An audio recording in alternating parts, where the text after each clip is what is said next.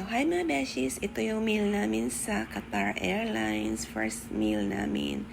So, ayan yung appetizer nila. Corn, green peas, at saka mashed potato. Yan ang desserts, mga cakes. So, kain na tayo kasi gutom na. Tom Jones na. So, ayan. Si Dion kumakain habang nanonood ng movie. Ako naman ay nag-concentrate sa pagkakain ng meal. Inuuna ko dyan kung pagkain ang appetizer. Yan yung mashed potato at saka corn at saka green peas. So, ayan, inubos ko yan siya. Hindi yun din kinain niya.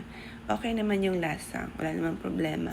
Tapos yun ang kay Dio na in-order niya chicken with rice. Hindi ko alam kung anong chicken yan. Basta chicken.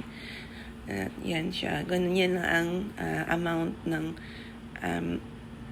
meal. Tapos ako naman ay rigatoni pasta.